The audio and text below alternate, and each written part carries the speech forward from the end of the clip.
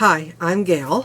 Thank you for joining me on the Secular Scriptures. This is Genesis chapter 34 and 35 from the World English Bible, a free public domain translation of the Bible, without which this study would not be possible. Before we go any further, I need to issue a content warning. Chapter 34 is the story of the rape of Dinah, and the bulk of this discussion will deal with that. So if you need to sit this one out, especially considering recent real-world happenings, I totally understand. I will not be editing or beeping out my words. If you'd like to stay for some history, literary analysis, comparative mythology, and conflicts, contradictions, and controversies, I think it will be worth your time, but no pressure because this is difficult material. This won't be my usual funny, pithy BS because that just isn't part of what this story is. This is a secular Bible study, and I am not a biblical scholar. I just love these stories. In this case, love is it's a word. Discussions in the comments are welcome. Fighting is not. Please keep it civil. So far, everyone has been awesome, as it should be. Get a drink of any kind, maybe a blankie or a stuffy toy, and let's read it together. Genesis chapter 34. Dinah, the daughter of Leah, whom she bore to Jacob, went out to see the daughters of the land. Shechem, the son of Hamor the Hivite, and the prince of the land, saw her. He took her and lay with her and humbled her. His soul joined to Dinah, the daughter of Jacob, and he loved the young lady and spoke kindly to the young lady. Shechem spoke to his father Hamor, saying, "Get me this young lady as a wife." Now Jacob heard that he had defiled Dinah his daughter, and his sons were with his livestock in the field. Jacob held his peace until they came. Hamor, the father of Shechem, went out to Jacob to talk with him. The sons of Jacob came in from the field when they heard it. The men were grieved, and they were very angry because he had done folly in Israel in lying with Jacob's daughter, a thing that ought not to be done. Hamor talked with them, saying, "The soul of my son Shechem longs for your daughter. Please give her to him as a wife. Make marriage with us. Give your daughters to us. Take our daughters for yourselves. You shall dwell with us, and the land will be before you. Live and trade in it and get possessions in it."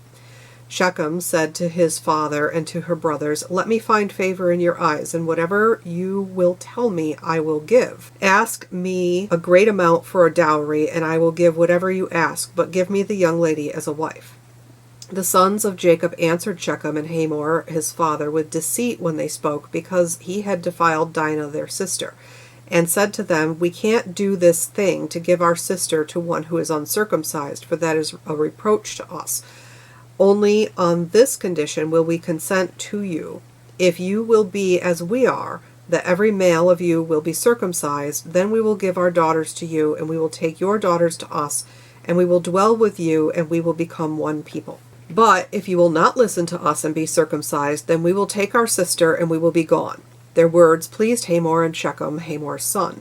The young man didn't wait to do this thing because he had delight in Jacob's daughter, and he was honored above all the house of his father.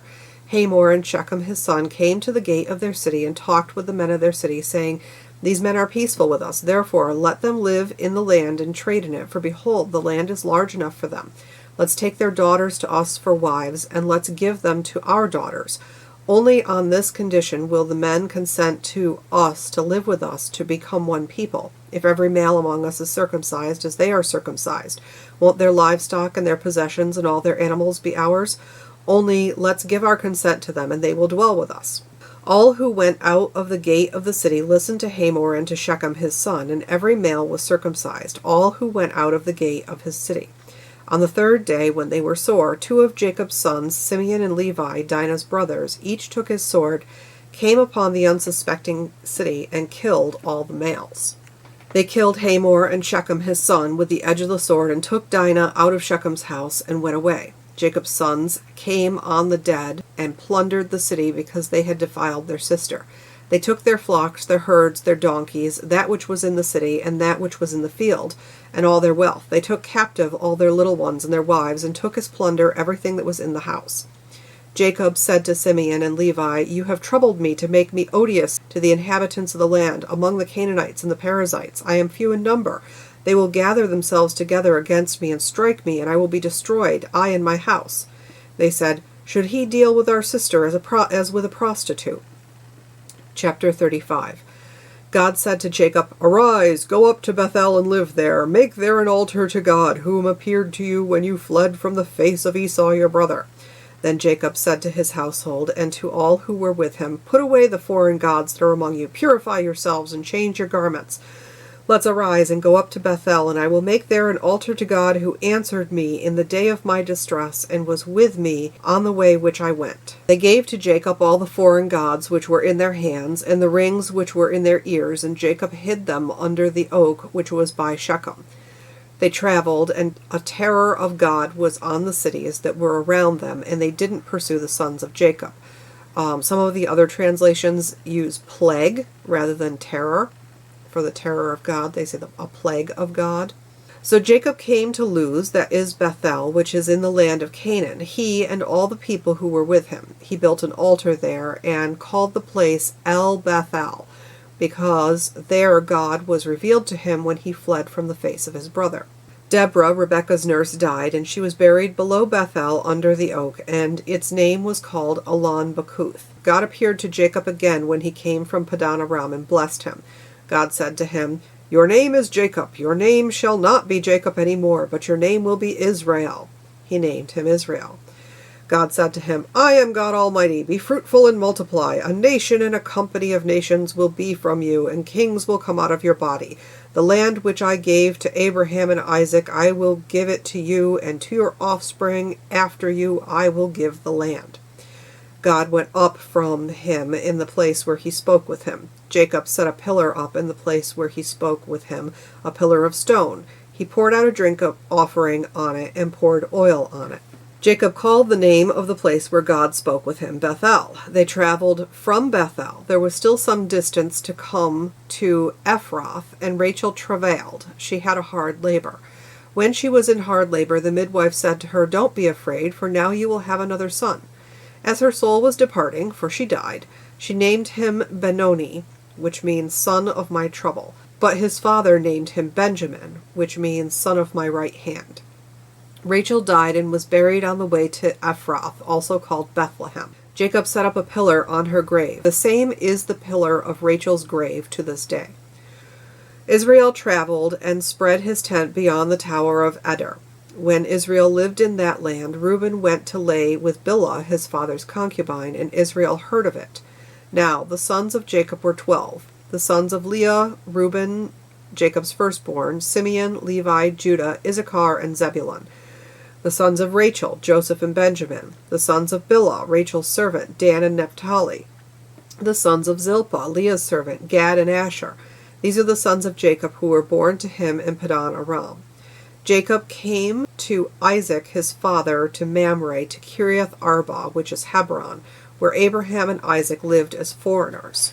The days of Isaac were 180 years. Isaac gave up the spirit and died, and was gathered to his people, old and full of days. Esau and Jacob, his sons, buried him. Did anyone ever ask Dinah what she wanted? What about Bilhah? Did anybody ask Bilhah who she wanted to be with? No? No lines in this play for Bilhah at all? Bilhah is mysteriously voiceless in this damn book. History of the text. My cat is exploring behind us, which is why you are hearing crinkling noises. The rape of Dinah and the sin of Reuben, which may be the rape of Bilhah, or this may just be a case of rearranging the furniture, were both written by the Yahweh source in the 900s BCE, both heavily edited by the redactors over time. In fact, in one version, Reuben doesn't have relations with Bilhah at all. He moves her bed out of the place of honor after Rebekah's death and puts Leah's bed there because of status. All these stories are more redacted fanfics than original authors. The birth of Benjamin is from the Elohist source in the 800s, and then Jacob being renamed Israel comes from the priestly source during or just after the Babylonian exile in the 500s BCE. No matter what, none of these were written by Moses. He's just the pen name. Okay, we need to talk about the edits in chapter 34. I know I usually say something like, "Oh boy, were they edited." But the editing is so extraordinary that the tale we have now has become unrecognizable from where it began. It's not just stitching the northern and southern traditions together as we see in other places. This narrative gets recycled to fit the morals of the day. And it happened over and over until the plot isn't just lost, it's buried, dug up, cremated, and scattered on the sea. Initially, this was not a story about rape, nor was it a massacre. This was a story about the local prince falling head over heels in love with and wanting to marry Dinah, and they get married on the condition of his circumcision. He's joining the Hebrew people without any reservations. It's a cute little romance, love at first sight, just like the ones that come before. In the first edit, the story expands to where all of the men of the city get circumcised, and Jacob's family intermarries with the people of Shechem. Then, some ethnocentric jerk has a problem with the idea of Israel's family marrying Canaanites, and so the massacre of the men and the kidnapping and enslavement of all of the women and children of the city gets added to tuck the tale into the conquest of Canaan, even though it doesn't belong there in the timeline. Jacob is pissed at Simeon and Levi, and he curses them for their actions. After that, the detail about Shechem being a Hivite is added to dial up the racism, because that always works to excuse unjust killings. But that was still too uncomfortable for too many people, and the rape of Dinah is added last to justify the massacre that never actually happened, because it was just a story about a wedding that some ethnocentric jerk a couple hundred years later decided they didn't like. Ew, mixed marriages. Gee, this is getting a little too relevant, isn't it? These successive stages of editing happened over the course of centuries as various scribes added and changed bits of the tale, morphing it from a romance and religious conversion to one of rape, murder, and revenge. Some versions say Shechem kidnapped Dinah and the marriage offer only comes after. In Jubilees, it claims she was 12, making this a child rape and abduction, and that the Levites are rewarded with the priesthood for this action of revenge and slaughter specifically. Please go read Christopher Levin's article, Dinah and Shechem, the story that biblical authors keep revisiting, in the first link below. He lays out the various layers of the tale and the history of the revisions that I've noted here. I want to be clear that unless I'm making a joke, I don't make these things up. I always include my sources in the description box below. I also don't necessarily agree with all of the interpretations that I present, but I'm treating these as myths and stories, and this type of analysis is part of that. Now, I do think that Dr. Levin is correct in this case, so please do go read his article. I've also linked several others below that support that claim, and one for the opposite. Comparative mythology. From a secular perspective, this morphing over time makes perfect sense. It's part of myth building and storytelling, and we can see it happening closer to our own time with different versions of tales like Sleeping Beauty, though that one has been softened rather than hardened over time, pretty much the reverse of Dinah's tale. If you can find a pre-19th century copy, you'll see how far it is from the Disney versions we have today. In the earlier iterations of Sleeping Beauty, the prince comes and goes, and Beauty doesn't wake until she feels her twin sons nursing. It's not a romance, it's about the power of motherhood. And her rapist is never thought of again because he doesn't matter one bit, whereas the fairy tales of today end after the wedding. Literary analysis. Characters in order of appearance. In chapter 34, we have Dinah, who does not speak, Shechem, Hamor, and Jacob's sons in speaking roles. The men of Shechem do not speak, Dinah's brothers, Simeon and Levi, in speaking roles specifically. Flocks, herds, donkeys, little ones, and the now enslaved wives of the men of Shechem, none of which speak. In chapter 35, God and Jacob/Israel speak. Jacob's household, Deborah, Rebekah's nurse. When did she get here? Anyway, she dies. Rachel, who does not actually technically speak, her midwife in a speaking role, baby Benjamin, Reuben, Bilhah, Isaac, and Esau, none of which speak there. Chapter 34 takes place outside of and in the city of Shechem. Chapter 35 is a journey from Shechem to Bethel to Eder, and then to Hebron for the death of Isaac at 180 years old. The story is told in the prose narrative style from the third-person omniscient point of view. We see several characters who, well, we know what Shechem's thinking and feeling anyway. Plot summary. Dinah visits her friends and a prince rapes her, then pops the question to her father via his father twice. The guys decide that this is fine if the men snip the tip. Psych! Big brothers Simeon and Levi take a hot revenge bloodbath, ransack the place, and enslave the survivors, as one does in ye old bad Bible times. Jacob is pissed, and they hightail it out of there real fast to Bethel, but not before burying a bunch of idols under a tree. God turns Jacob into a dead name, and now he's Israel, but the authors keep calling him Jacob because some religious folks do be like that. They pick up and move again. Rachel dies in childbirth because camel racing is always a bad plan at 8.5 months along. Everyone moves to Eder. Reuben rapes Bilhah, and Isaac kicks the bucket. My, what a cheerful tale. I miss the romance, don't you? Literary devices. Deafening silence, a phrase used to describe the overwhelming, notable absence of a character's voice in a situation. Before we go any farther, I want to tell you something important, the thing that needs saying here. No man's dick is powerful enough to diminish your worth as a human being. Let me say that again. No man's dick is powerful enough to reduce your worth as a human being. That doesn't mean they can't hurt you, but they cannot diminish your worth. Do you understand? Conflicts, contradictions, and controversies. Conflicting information within the text. In the sections where the priestly source pops up and breaks the fourth wall with the to this day stuff, I just want to be really super duper ultra clear to folks who think that these are the literal words of God written down by Moses. Anyone who reads this stuff knows it's a compilation from many different sources and was edited over hundreds of years by different scribes. It is not inerrant. It is not unchanging. The story of Dinah is a perfect illustration of that, and we'll see that more in Joseph's story coming up. Like, I'm sorry, but insisting that this was written by one author, much less Moses, is just silliness. Literally, any competent 3rd to 5th grader can spot these issues. I did when I was that age. My son did when he was that age.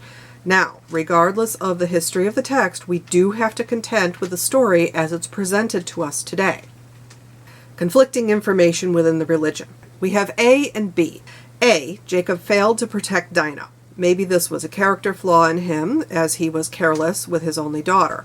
Maybe it was because of his divine disability, hard to fight a strong young prince with a bum leg. Maybe he didn't watch out better because she was a teenage girl who just wanted to visit her friends, and he saw no harm in letting her do that. Whatever the reasons were, a teenager is a child, especially when people are living to be 200 years old. A child has to deal with the fallout of Jacob's parental neglect. If the guys want all the glory, they also get all the blame. B, where this becomes a conflict is that there are people who blame Dinah. In my opinion, they are engaging in victim blaming here, but that's never stopped any horrible people from doing so.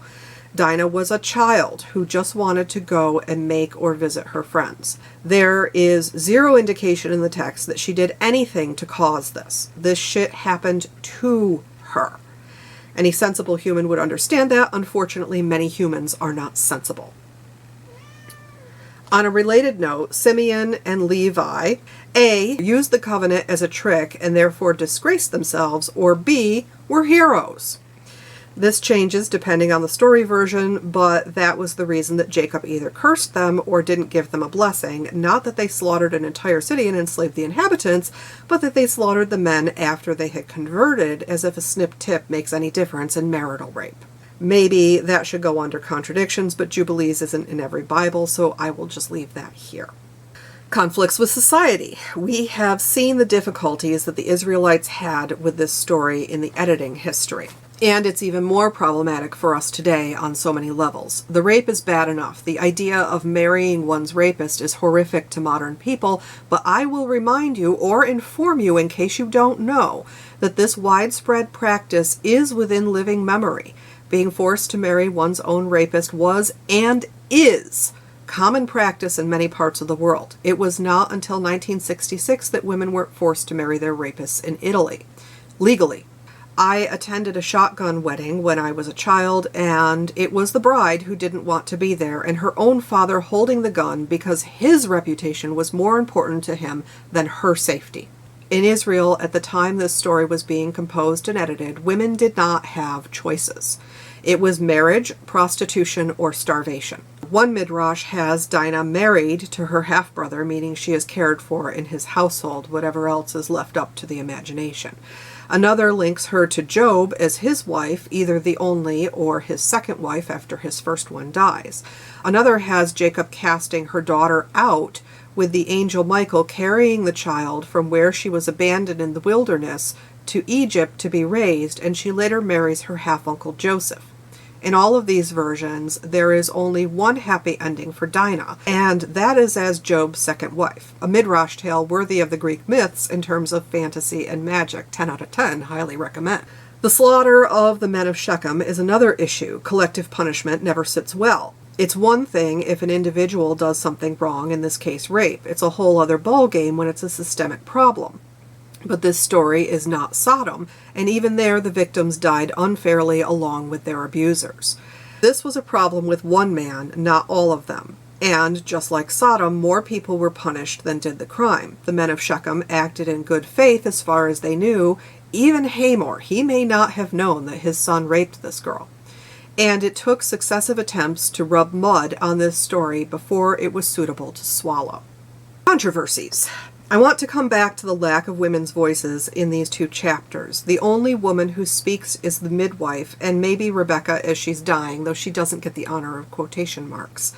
And then only in reference to Benjamin, because he's a boy, and then Jacob overrides his wife's last words and renames the kid. Not that I can blame him, she was honest, but also terrible at naming her children. Bilhah and Dinah have no voices here. We don't know if Bilhah wanted to have relationships with Reuben, or if he raped her, or if he just moved her bed, for that matter. Some traditions say it was mutual, others that she was passed out drunk a la Noah and Reuben took advantage of her while she was unconscious. Another says they didn't at all, and of course the text says they did, and then it literally cuts off. There is missing text between the rape of Bilhah and the genealogy that follows.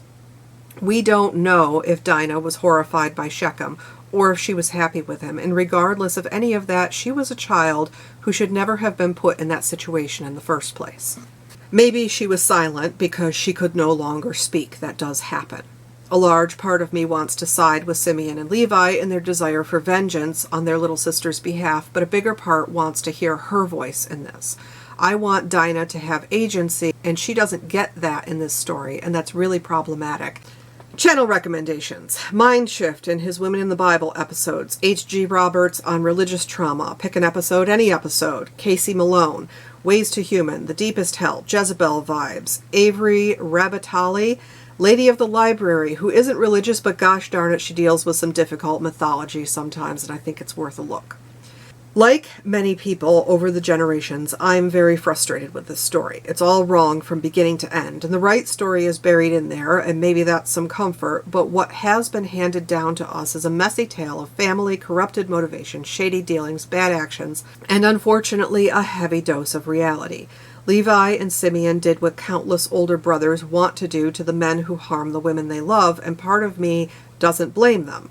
Another part of me is furious that a teenage girl's rape was used as a literary element to justify a massacre that was made up because some jerk didn't like the idea of a multicultural marriage. But we must contend with the story as it's handed to us today. Right now, as I'm filming this, our nation is seeing this story played out among the princes of our lands with no thought to our daughters' and our sisters' well-being or honor. Our girl children have been outraged and defiled and hurt and murdered. And those who still live are expected to be as silent as Dinah and Bilhah in the face of the powerful men who have wronged them. I don't anticipate that many people will watch this video, but for those of us who are survivors of child sexual abuse, these events do leave a mark. It's not the mark this ancient book would put on us, but real harm is done, and it should not be. If you made it this far, thank you. I have a small pile of links for survivors under the sources.